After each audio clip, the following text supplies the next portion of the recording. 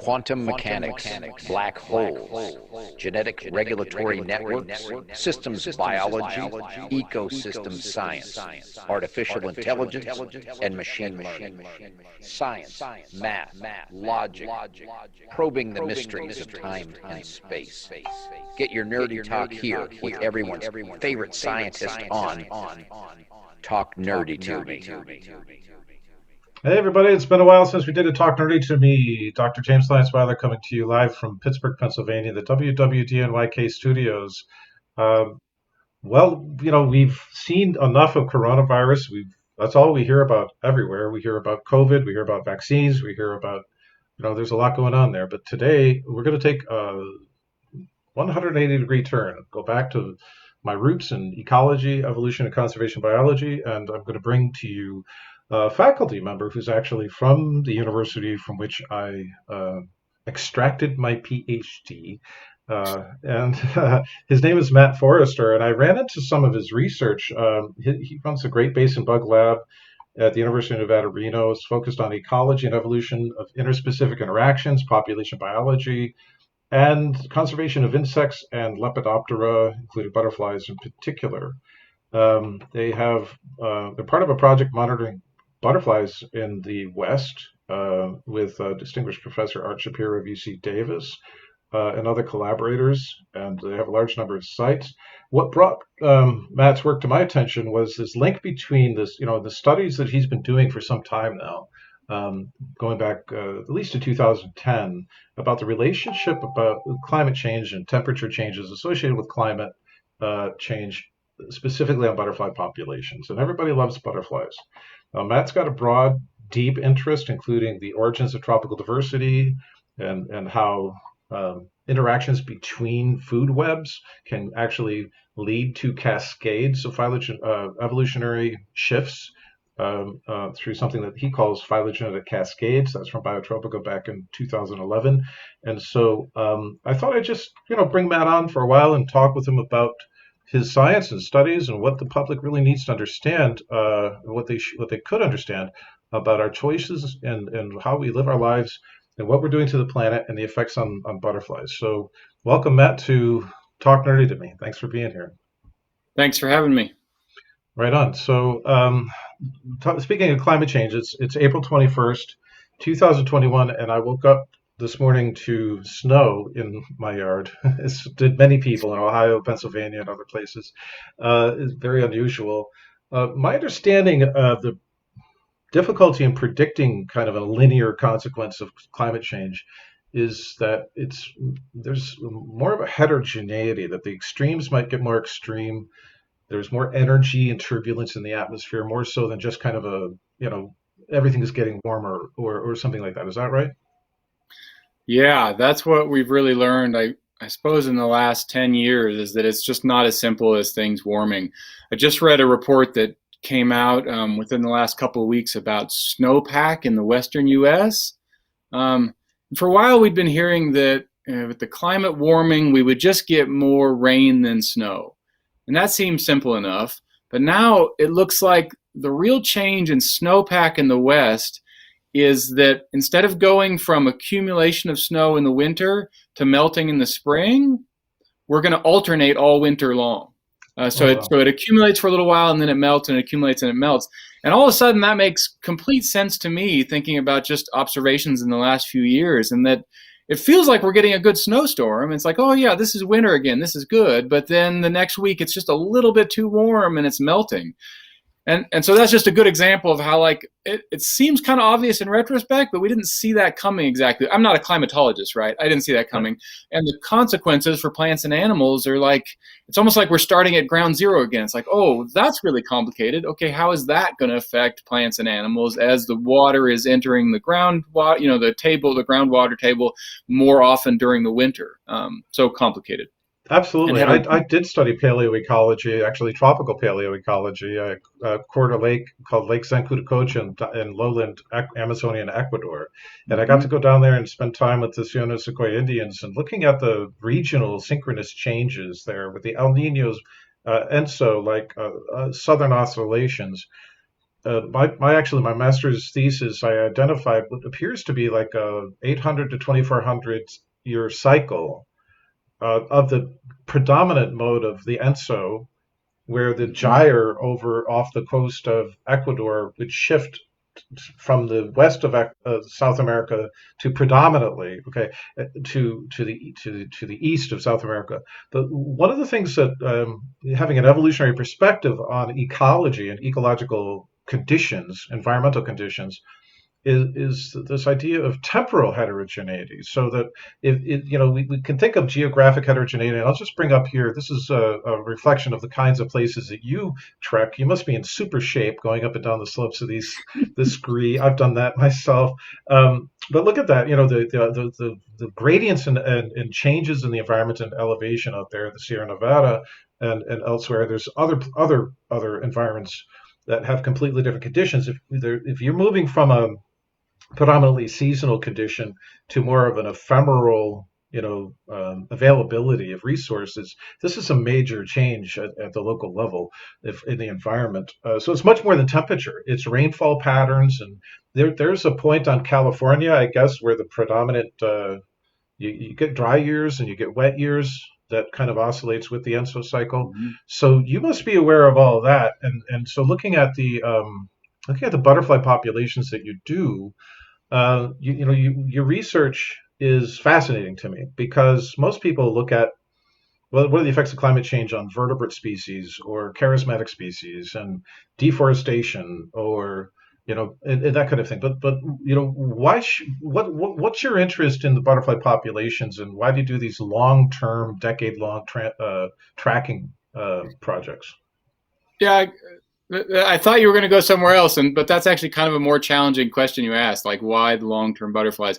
I started out being interested in speciation with butterflies, where new species of butterflies come from. Yeah. From there, I switched to being interested in why insects attack certain plants, right? So most herbivorous insects are very specialized. They only can eat one or a few kinds of plants in any particular location. And then from there, I switched to being interested in just like sort of the long-term trajectories of insect populations, which is just fascinating for the most diverse component of life on Earth. There's a lot we need to know about how they change over time if we're to understand the just long-term trajectory of life on Earth, why more insect species have accumulated in some places than others. You put up the pictures of the mountains there. I can tell you the big surprise there for me in the last few years, which is both an evolutionary and an ecological lesson, is that we had expected the mountains of the West to be better refugia for insects. And that actually is an evolutionary expectation. And that when we have looked at sort of the deep population genetic history of individual species in the West, as you probably know, we often found sort of pockets of genetic diversity in certain mountainous regions, and we imagined those being places where populations were safe during previous climatic upheavals. We're not seeing that. We're not seeing that in recent climate change. In particular, the mega drought years that the West had from 2011 to 2015 that were 1,000 years, it was a mega drought on 1,000-year scale, was just uniformly bad for the mountain populations that we've studied. In other words, they don't seem to be sort of shifting around and taking advantage of microhabitat variation in the mountains like we expected them to. And so that's both an ecological and evolutionary surprise, and it's not great news for biodiversity in mountains. Yeah, one of the things I noticed in one of your writings was that during dry seasons, butterflies sap the nectar of flowers, and so obviously with less water resources, the plants don't produce as much nectar, or it's thicker, and that it takes more energy, right? Just these tiny little shifts in what to us might be tiny little shifts because we carry our water with us.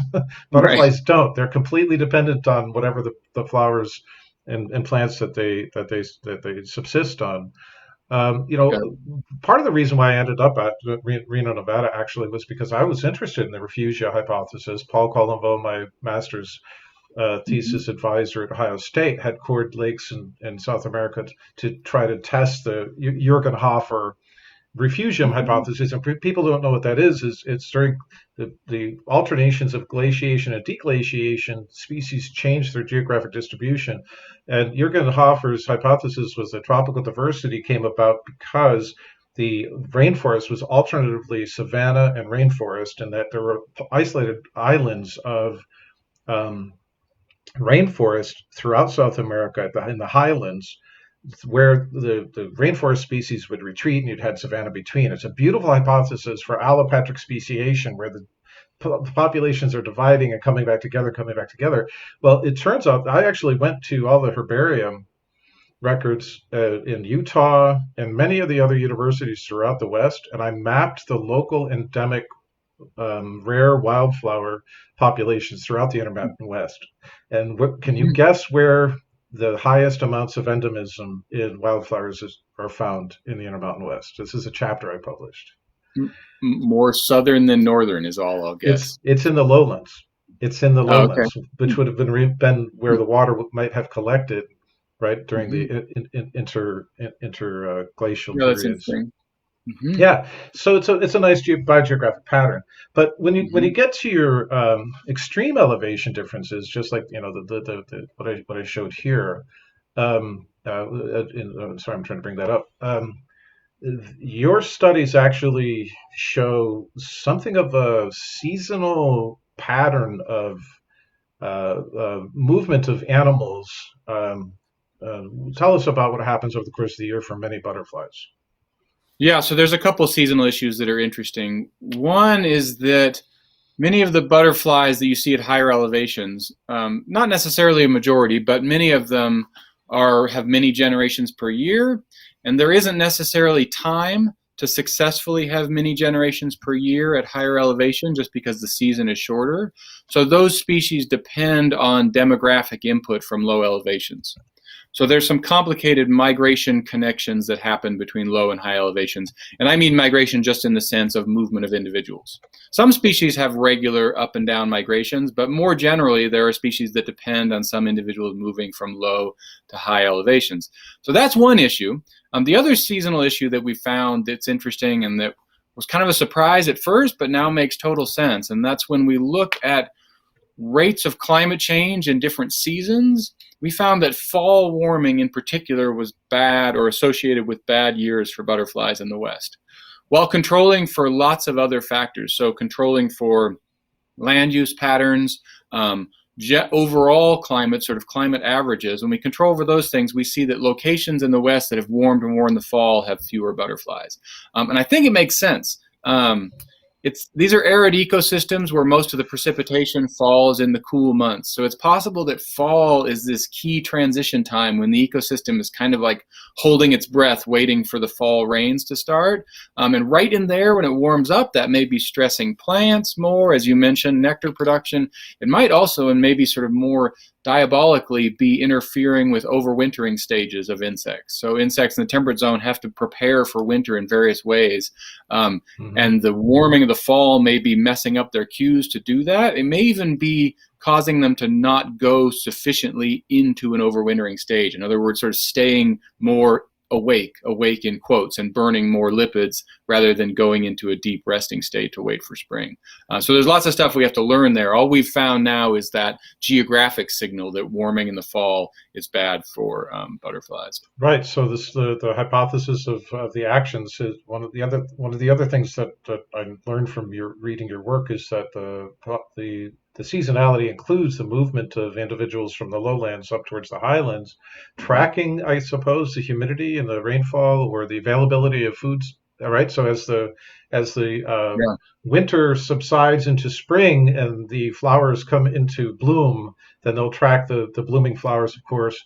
But I wonder if you also have considered that during the dry seasons, the predators of butterflies become more dependent on their food source for water as well, right? So when you have a drying period, that there's higher predation. Do you find that as well? It could be. Yes, we don't have any data on that, but it is possible that a warming late season into fall, if nothing else, just increases the activity time for enemies. It could even increase the time when diseases are sort of virulent and effective on insects. Yeah, we don't have data on that. With reference to your point about insects tracking resources, interesting, it's sort of all of the above. There are species that do seem to track resources. There are other species that just sort of have explosive population dynamics at lower elevations and spill on up to higher elevations. So both of those things happen, but it's also worth noting that there are plenty of species that only live at high elevation, and that is they are resident there. They have one generation per year, and that's really their specialty. And we do find that those species are doing a bit better in recent years in the mountains, which is heartening at least. Yeah, so are there any efforts, are there places where species years ago are now gone, that they've gone locally extinct? Yeah, so we have seen some local extinctions or extirpations, particularly in the Central Valley, where we have data from Art Shapiro, my former advisor, who now is going to hit 50 years of observations across Northern California. And there have been some extirpations there. Just to pick one, the large marble is a butterfly. If anybody likes butterflies in the West, they might know it. It's gone from the Central Valley sites and seem to be gone from a pretty large region there. So we're not facing global extinctions yet, but we are facing extirpations, which presumably over time could accumulate to being global extinctions. The butterflies seem, this is some of your maps and your data here, just to show the extensive reach that you have across the West. Is there evidence that insects are becoming more susceptible to pathogens like butterflies appear to be, like bees appear to be, as a result of pesticides in the environment? I don't have data on that. I know people have asked those questions with bees and their honeybees at least, and they're starting to ask them with monarchs. There are people working on that. I'm not an expert on the sort of toxicology or disease. I do know the historical rates of pesticide application, especially in the Central Valley where we have good data, Central Valley of California. Those are pretty good predictors of declining butterfly populations. In particular, the mid-90s at low elevation in California was a downward trending time for butterflies, and that happens to be the years when neonicotinoids were introduced to the region, which are the new super powerful, very now widely used class of insecticides that mimic nicotine as a neurotoxin for insects. And they're, on the one hand, they're better because they don't affect us as much and other mammals, but they're more specific to insects, which has had sort of unfortunate consequences, that they're more widely used, and we could even say they're more indiscriminately used, which is having pretty clear impacts on ecosystems.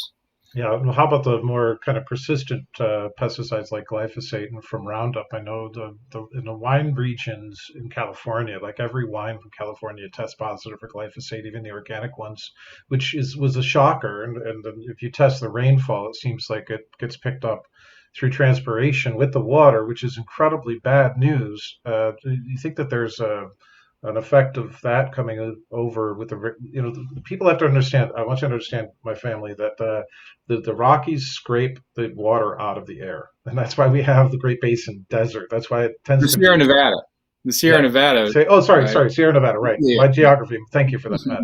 But the Sierra Nevada take the scrape the water out of the air.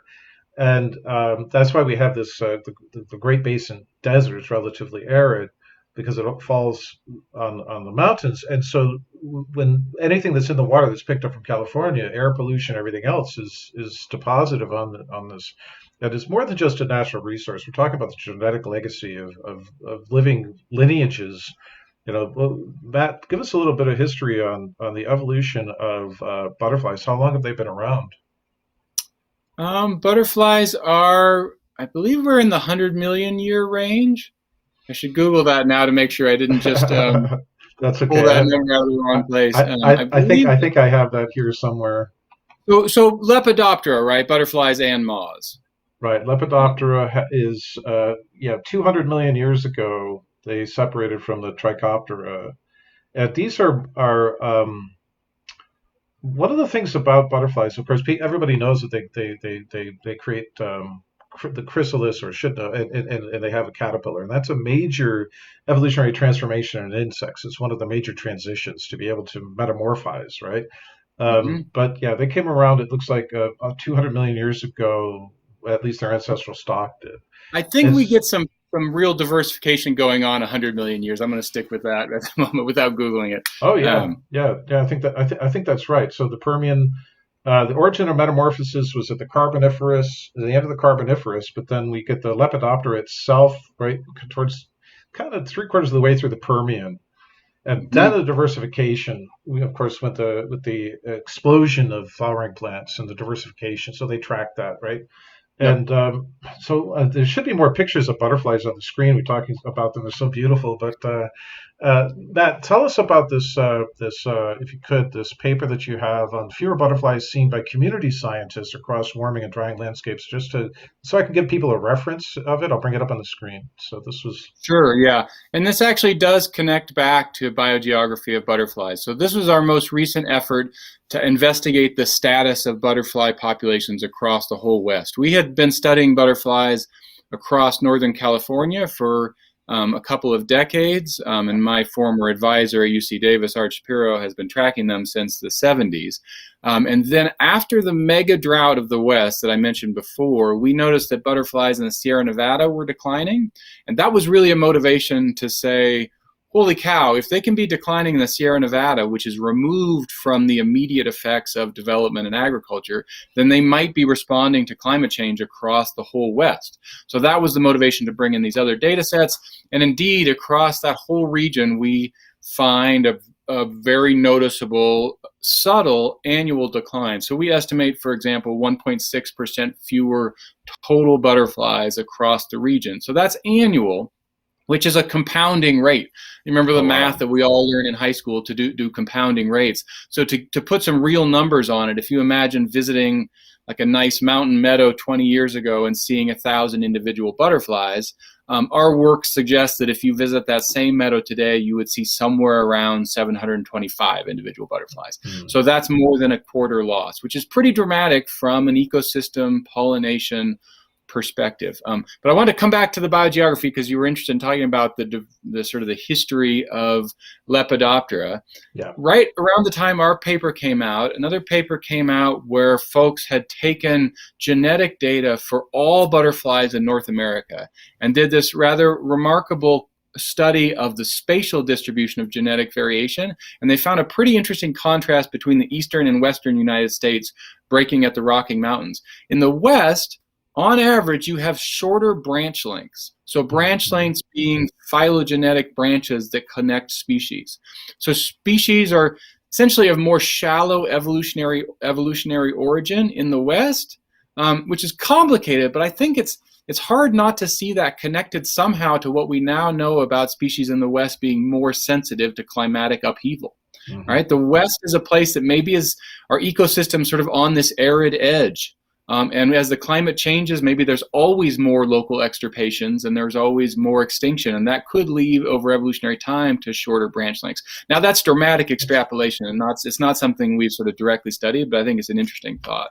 That's fascinating. One of my papers made it into my dissertation was on long branch attraction. So, and when I went to Penn State University, I actually, looked at the methodology of branch estimation. So, what he's saying here, folks, is that if you look at the butterflies across North America in particular, and how closely related phenotypically identifiable species. So, what a taxonomist would say, this is this butterfly species and not this one, that they appear to be more closely related, reflecting a more recent divergent time, right? So another way to think about this is that there would be more of an impact on recent vicariant events, so separation, creation of biological species or subspecies, the origins of them, that there have been either a larger number of or greater diversity of kinds of events. And that would track the heterogeneity of the environment. I think that makes a great deal of sense. Yep.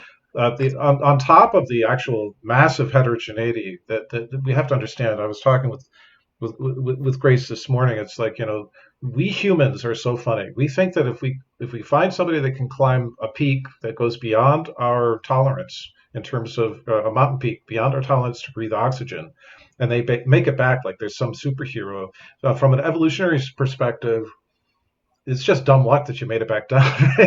So there's this, we don't go where we can't exist, and butterflies are going to do the same thing, really.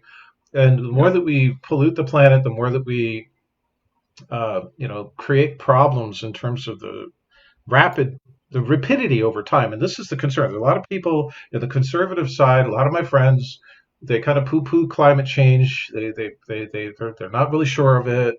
They really don't know what to make of it, especially when there's well-meaning scientists that tried to make the data look like it was, something that it was. But the rapidity of change over time is a threat to species. That's the real threat to climate change, I think, right? For sure. It's the rate at which the climate is changing. If we very, very, very gradually warmed things up, as has happened in the past, then we would simply expect more species to be able to adapt. But we don't see that much contemporary adaptation to rapid warming. Although we know things can adapt rapidly. I mean, we have plenty of examples, as you know, of recent evolutionary change in response to all kinds of things. Plants have evolved in response to toxins in mine tailings, for example, that are recent. But climate change is happening very fast, and a lot of the species that are most impacted, like in mountains, have increasingly diminishing habitat as they are impacted by climate change, which is really just a double whammy. Speed and smaller populations makes it difficult to respond, for sure. Yeah, if you have a smaller population, then you not only have fewer individuals that could potentially survive, a higher impact of chance events causing death, but also lower genetic diversity within that local population. That's right. So can you predict which species are likely to be most at risk based on their lifestyle, their rate of reproduction, and this kind of thing? This is a super good question. And in other parts of the world, for example, Western Europe, they have quite a few projects with long-term insect records. And they've seen a signal there of, for example, habitat specialists doing worse in recent years. And so one might expect that, and we have not seen that same signal. And we've looked at it from many perspectives, overwintering stages, number of generations per year, geographic range, body size, all kinds of things. We don't get very clear signals being able to predict who's doing worse, but I think we're actually starting to understand why that is. I think it's actually goes back to the mountains. I think all of the topographic complexity we have means that a lot of the key life history traits have sort of different functions at different elevations. With the most simple example, again, being that number of generations per year. If you are a species that can have many generations per year, it turns out that is advantageous at low elevations, where you have the time and you can actually take advantage of warmer, drier years. But then at higher elevations, it's a disadvantage. So what is this chart here? Go ahead and explain this chart. Yeah, so this is these are our top 50 decliners. So this is across the West. The names there are butterfly species. And for each species, we estimated rates of population change at individual location levels, which is what you see with the fainter gray dots, and then at the whole species level with the black dots. The vertical dotted line in the middle of the graph is a stable population growth rate of 1, which you can see that everybody has their black dot cluster just a little bit to the left of 1, which is to say in some sort of decline. And this is the kind of the variation that we tried to predict based on species level traits. And we see some evidence that multi-generational species do a little bit better, but it's not a very clear signal because it's complicated by what I just said, that trait has different effects at different elevations. So between habitat fragmentation, right, and a decline in the quality of the water source supply, if you think about it, right, the butterflies could be like the canaries in the coal mine here for people, right? We have to drink our water too, but it's balanced with the high variation, the environmental variation. I've traveled throughout the Rockies and the Sierra Nevada and the ranges in between quite extensively, and the thing that struck me the most is that you could drive for hundreds of miles and go up a range and you'd see one particular complement of vegetation, and then you go to another 100 miles and then you wouldn't see that thing again, but then you'd catch up with it again at a distance. So there seems to be replication, almost like an experimental replication of particular microclimates from an insect's perspective or a bird's perspective, really. There's opportunities. Are there plans or discussions to relocate individuals to repopulate areas to keep their numbers up? That's a good question. There are folks thinking about that with particular endangered species, including butterflies that are heavily managed. That's not a community that I'm directly involved with. I've really seen my role as always looking to the mass of butterflies that are less studied. So for example, there's lots of folks these days interested in the monarch, and the monarch in the West is particularly fascinating at the moment. I mean, numbers are just massively crashing. They may even be at the point of transitioning to a non-migratory mode. And while more folks have been looking at that, I've been saying, let's remember the whole mass of butterflies. And, you know, the mass of butterflies and the mass of insects, it's just too much to consider any practical solution like moving them around. We could do that for a few species that we really care about, and that's totally fine with me. But I'm interested in all of the others and what they're doing. Okay, so And I hope that what we learn with all of the others is motivations for other kinds of actions, right? It should be additional motivation for fighting climate change and pesticides and such things. yeah, we want a healthy planet for everybody, not just Yeah, ourselves. that's right. So, Great Basin bug guy, I've got a question for you.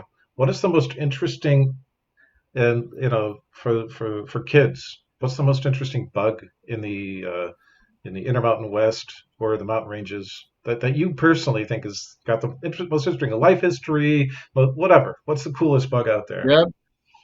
You know, I often tell people to look out for the pygmy blue, the western pygmy blue, which is the smallest butterfly in North America. It's a fascinating, obviously very tiny animal. I mean, they can be as small as a fingernail on your little finger, but they do some remarkable things. First, along with native hosts, they eat tumbleweed, which is a remarkable pokey plant to eat. I mean, it's just, you touch the thing, you just can't believe a caterpillar can eat it, let alone a very, very small caterpillar. So there's that. And then they have this bizarre twist to their life history where they reproduce all year long in the warm deserts, so south of us, so like the south of where I am, so like in the Mojave down in southern Nevada.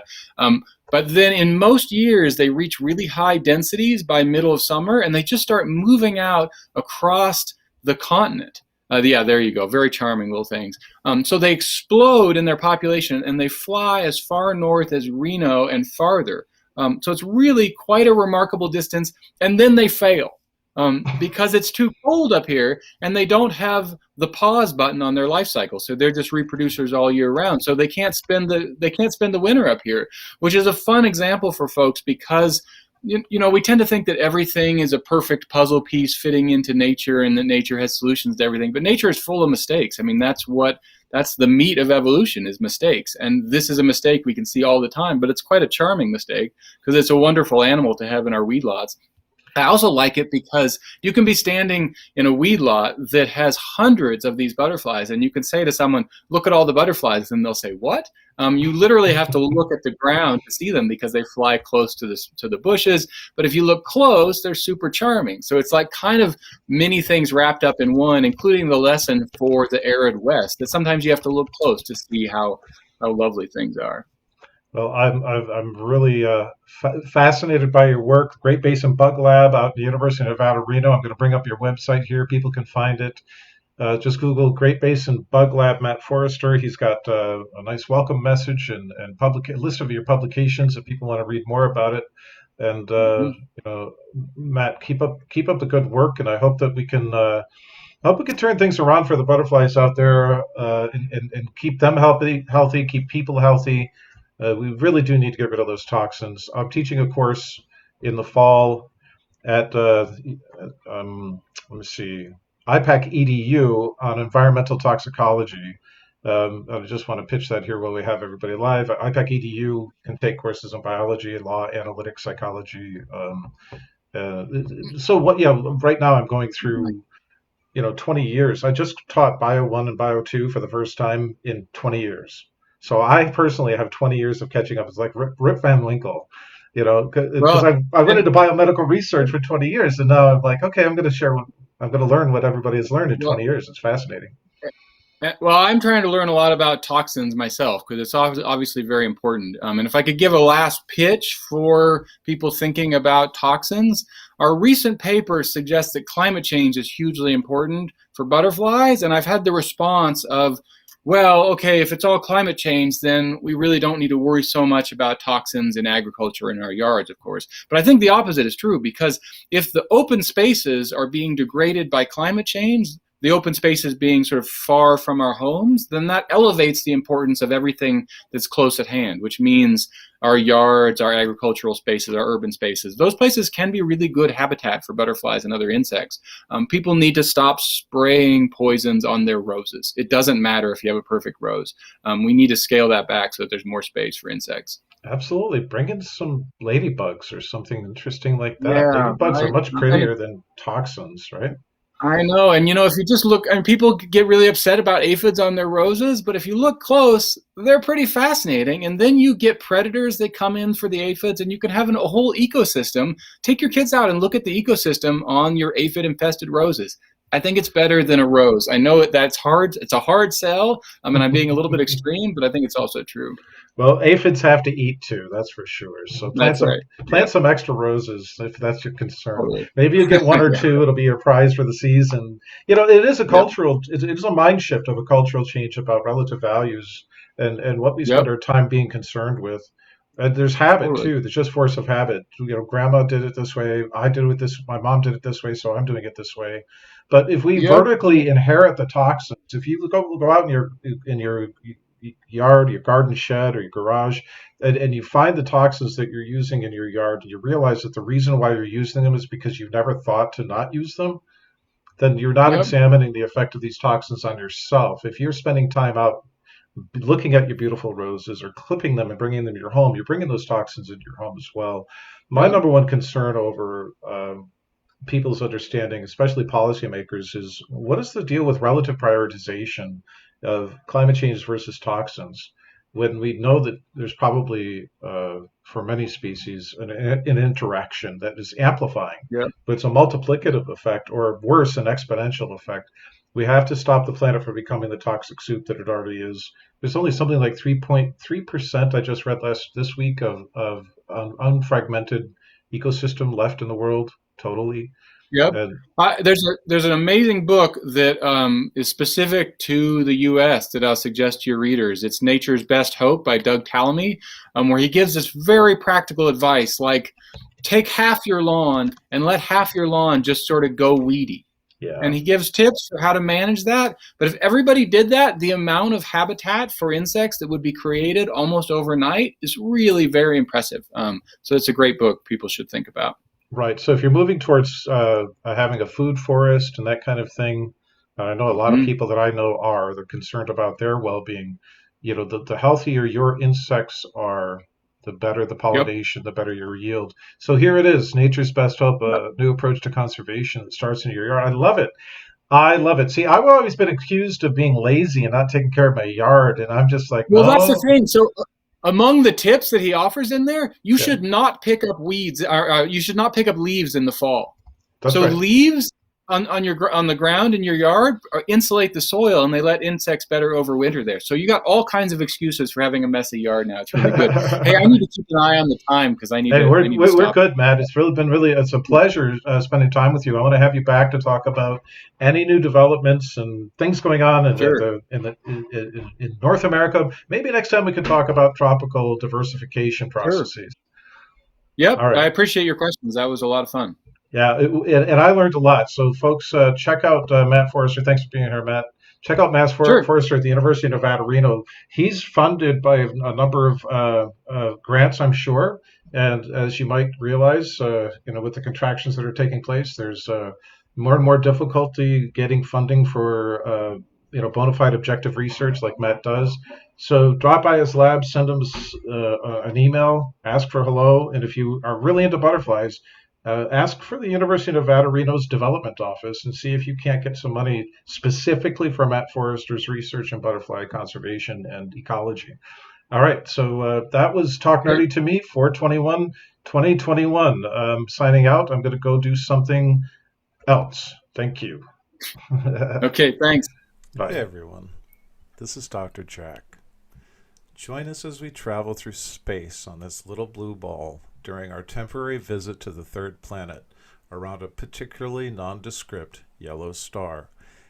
And as we contemplate the world, the universe, and everything around and within us. Our goals are comprehension and understanding. Our tools are science and observation. Our vehicle, our minds and our imaginations.